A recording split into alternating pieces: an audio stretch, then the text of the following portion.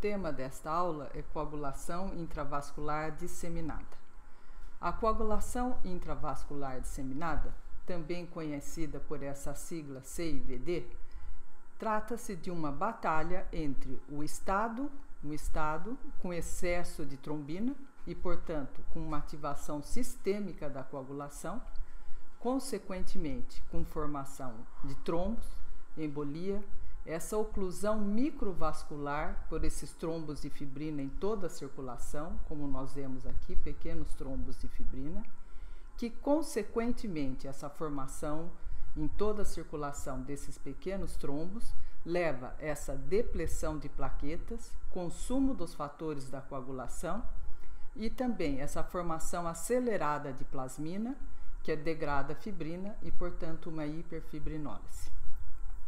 Essa depressão de plaquetas, esse consumo de fatores da coagulação, vai levar a uma desordem hemorrágica.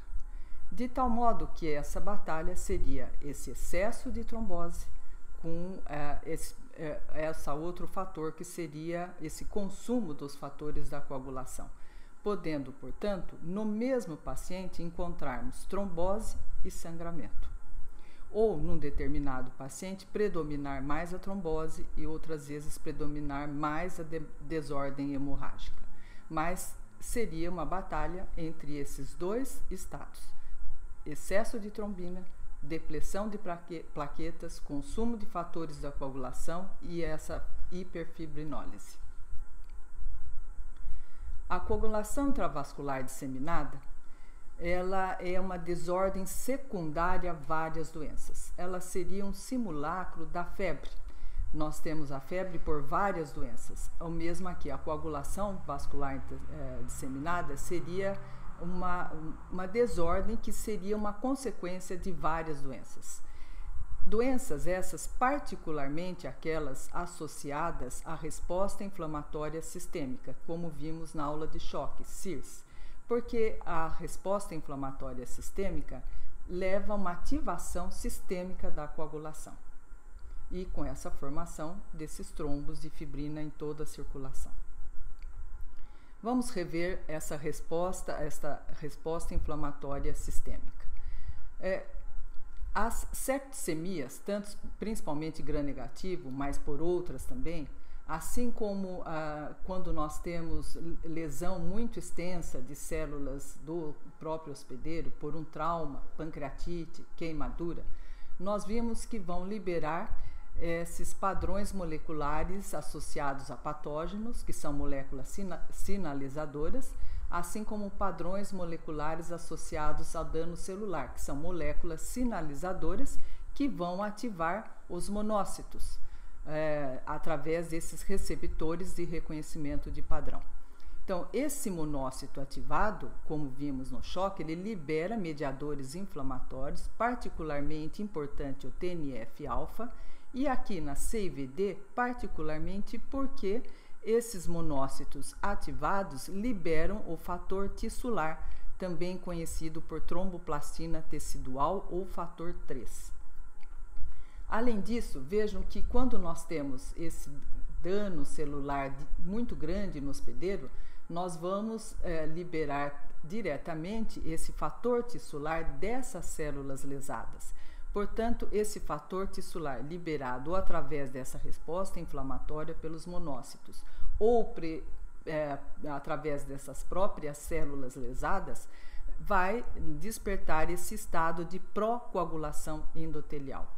Além do que, o TNF lesa o endotélio, portanto, nós teremos também essa lesão endotelial que vai levar também mais a essa secreção, a essa liberação de fator tissular. Além disso, nós devemos lembrar que os neutrófilos, que também são ativados por essa resposta inflamatória pelo TNF, liberam essas armadilhas extracelulares dos neutrófilos, as NETs, que ativam fatores da coagulação e inativam anticoagulantes naturais. Portanto, observem que através da síndrome da resposta inflamatória sistêmica, e nesses casos aqui em especial, corroborada também pela própria lesão celular do hospedeiro, nós vamos ter uma forte atividade pró-coagulante, com essa forte secreção ou liberação de fator tissular. Essa forte atividade pró-coagulante excede os mecanismos de controle anticoagulante e com isso nós temos essa trombose que ocorre livremente no sistema vascular. Como vimos, o fator tissular é muito importante e por isso vamos relembrar o que é o fator tissular ou fator tecidual. Ele é uma lipoproteína de membrana celular e ele vai estar presente numa variedade de tecidos. Vamos lembrar aqui que nós vamos citar posteriormente, principalmente cérebro, placenta, rim, pulmão. Mas esse fator tissular também é estimulado a ser secretado em monócitos e células endoteliais estimuladas por essas citocinas inflamatórias, particularmente TNF-alfa e interleucinas, que mostramos aqui a importância do fator TNF-alfa nessa ativação dos monócitos, secretando fator tissular, lesão endotelial, também levando à liberação do fator tissular. O fator tissular, portanto, que era conhecido, como eu disse para vocês, tromboplastina, o fator 3, esse fator, ele ativa o fator 7, que ativa vários fatores da coagulação, 10, 9, 11 protrombina, forma a trombina, que por sua vez leva à formação do coágulo de fibrina, como vemos aqui em toda a circulação. Novamente, isso salientando a importância da síndrome da resposta inflamatória sistêmica como uma alteração muito associada à coagulação intravascular disseminada. Quais são as consequências de nós termos essa coagulação intravascular disseminada? Nós vamos ter essa deposição disseminada desses microtrombos de fibrina na circulação, portanto, oclusão, isquemia de vários órgãos. Além disso, esses trombos de fibrina, eles levarão à fragmentação de hemácias, quando elas passam por aqueles vasos com trombos ainda não totalmente ocluídos, estreitados pela fibrina, e essa fragmentação vai causar lise de hemácias e esse aspecto que é denominado de anemia hemolítica microangiopática, que teria esse aspecto. Além disso, esse consumo todo da coagulação, dos fatores da coagulação, vai levar essa incoagulabilidade do sangue e diátese hemorrágica. E, portanto, o paciente pode ter também sangramento múltiplos e incontroláveis, ao lado desses microtrombos de fibrina com isquemia e a essa anemia hemolítica microangiopática. A coagulação intravascular disseminada pode se apresentar de dois modos principais. Uma forma aguda, e nesse caso agudo, nós vamos geralmente ter um predomínio da diátese hemorrágica sobre a trombose, porque há um grande consumo dos elementos da coagulação. E ela pode ter uma forma crônica, onde vai predominar o quadro trombótico. Então, na CVD aguda, nós vamos ter, geralmente, essa liberação muito grande, aguda, ou liberação ou secreção do fator tissular, que nós vimos que é importante naquela cascata da coagulação. Com isso, nós vamos formar esses microtrombos de fibrina generalizados e esse consumo rápido de plaquetas e fatores da coagulação, mais hiperfibrinólise, e como essa liberação é muito grande, essa secreção ou secreção é muito grande e aguda, geralmente, embora nós possamos ter disfunção de múltiplos órgãos, o sangramento costuma ser o sintoma mais comum.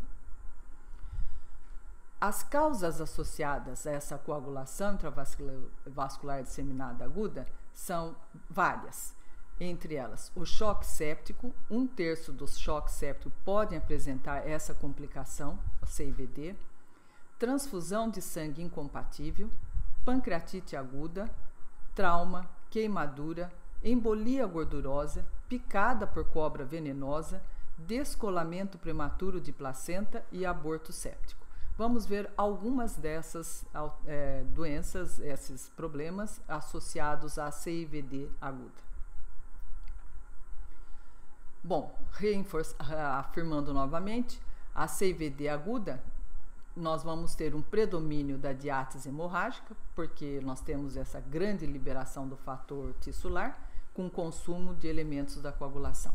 Portanto, predomínio de hemorragias cutâneas, equimoses, que se espalham facilmente, sangramento a partir de punções venosas, nariz, trato gastrointestinal, o sangue incoagulável por plaquetopenia, um tempo de protrombina prolongado, mas, como dissemos, também junto vai ter essa formação desses coágulos e fibrina e pode haver a disfunção desses órgãos por esses trombos, levando a insuficiência renal aguda e coma.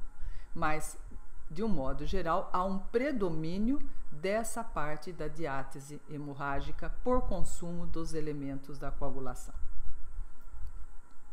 Então, um exemplo de CVD aguda associada à septicemia.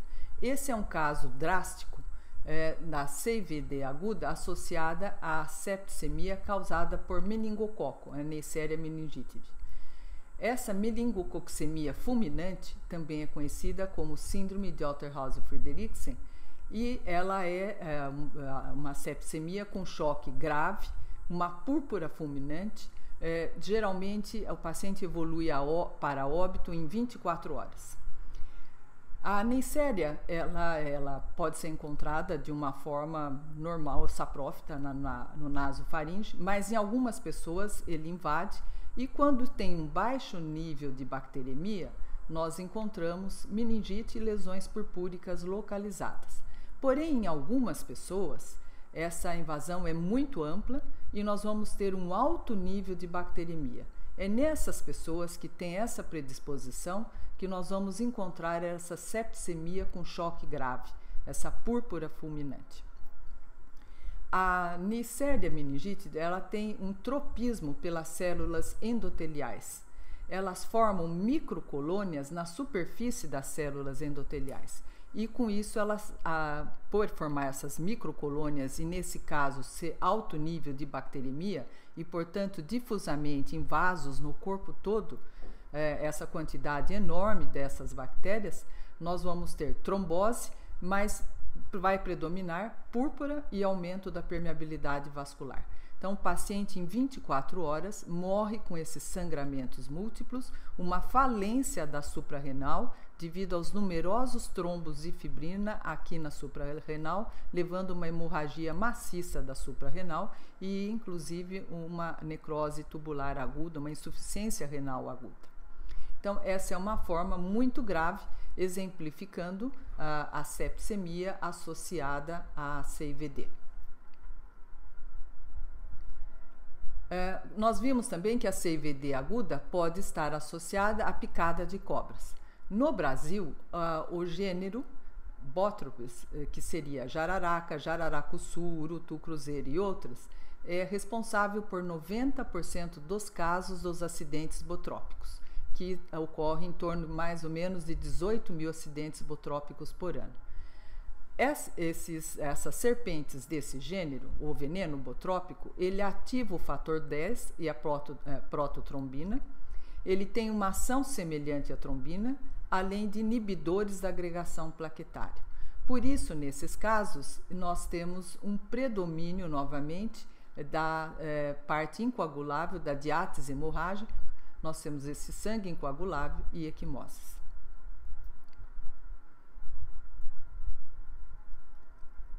Um outro evento que pode levar a CVD aguda seria esse traumatismo grave, principalmente quando nós temos um traumatismo grave cerebral. Nós vimos anteriormente que o cérebro é rico em fator tissular. Portanto, nós temos nesses traumatismos, e principalmente se tiver envolvimento cerebral, uma grande liberação de fator tissular. Além disso, lembrem que quando nós temos dano celular, nós vamos ter liberação daquelas proteínas, aquelas moléculas sinalizadoras que vão despertar a síndrome da resposta inflamatória sistêmica, que são os DAMPs. Portanto, níveis sistêmicos de mediadores inflamatórios muito altos, a liberação de fator tissular, Além disso, nós vamos ter uma disfunção endotelial induzida pelo trauma e também uma coagulopatia dilucional pelo uso de expansores de plasma quando a pessoa é atendida. Todos esses fatores, predominando essa liberação de fator tissular, esses dumps que são liberados aqui pelas células lesadas, nós vamos ter com tudo isso a coagulação intravascular disseminada, esses trombos de fibrina, mais um consumo muito grande dos fatores de coagulação também. Um outro exemplo de coagulação intravascular disseminada aguda seria o descolamento prematuro da placenta. Então, aqui intraútero, o feto, a placenta. Normalmente, o feto, primeiro nós teríamos o nascimento do feto, para termos posteriormente a dequitação da placenta. Isso tem que ocorrer, essa ordem natural, visto que a placenta é o órgão que vai fazer as trocas entre a mãe e o feto e, portanto, vai levar, através dos vasos sanguíneos maternos, oxigênio e nutrientes para o feto. Se nós tivermos um descolamento da placenta antes do nascimento, é um evento muito grave que vai poder levar à morte fetal. E uma vez que nós vamos causar uma hipóxia aguda, nós vamos descolar, nós vamos impedir que essa placenta receba o oxigênio e os nutrientes aqui para o feto.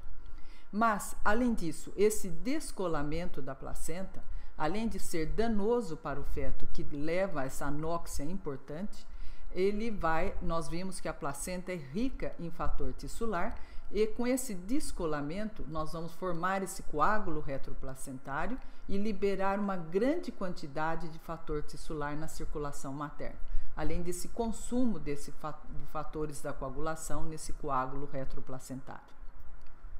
Esse fator tissular liberado pela placenta em grande quantidade, também como lembrar que outro nome que vocês podem encontrar é a tromboplastina tecidual, para o sinônimo de fator tissular.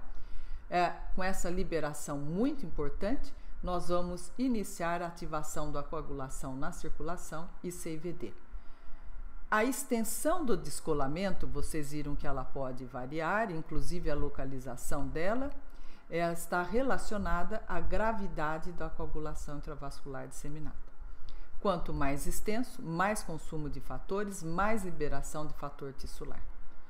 Inclusive, esse coágulo ele pode ficar completamente retido atrás da placenta e não haver um sangramento aqui uterino, ou pode descolar a borda da placenta e a mãe apresentar esse sangramento. Esses são os principais quadros aqui que nós revimos na CVD aguda, relembrando novamente que predomina geralmente a diátese hemorrágica por consumo dos elementos da coagulação. O outro quadro da CVD pode ser uma forma mais crônica, onde vai predominar o quadro trombótico.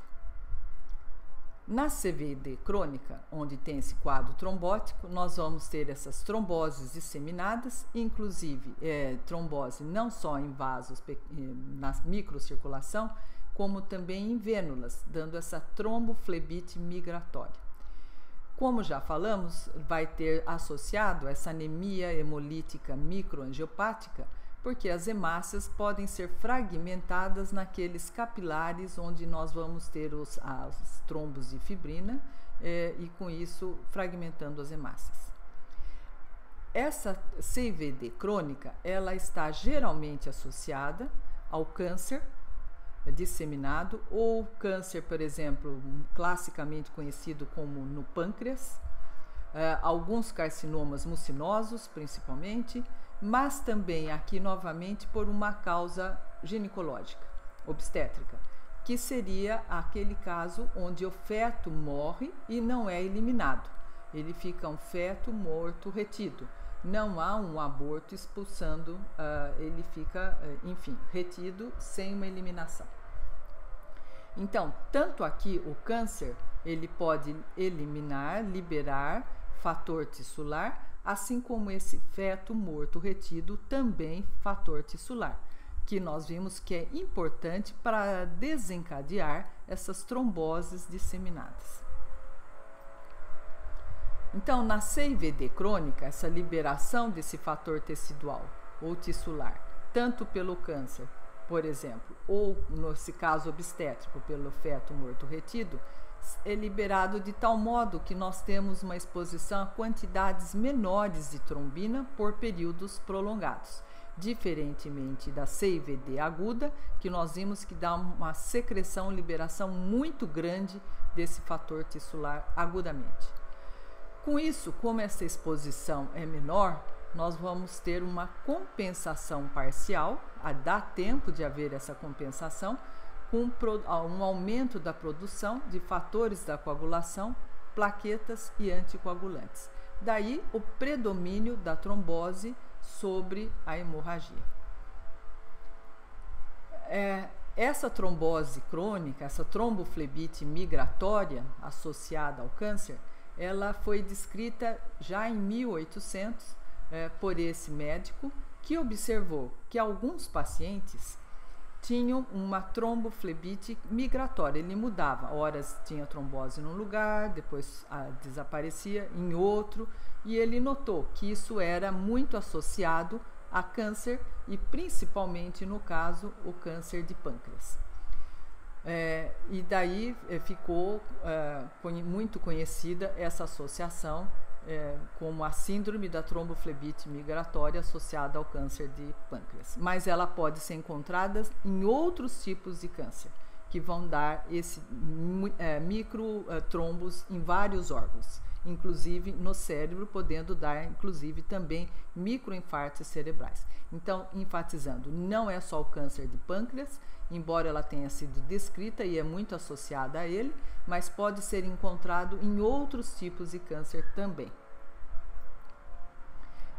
Resumindo, esses trombos de fibrina, do ponto de vista aqui da anatomia patológica, nós vamos encontrar em capilares, em vênulas e arteríolas.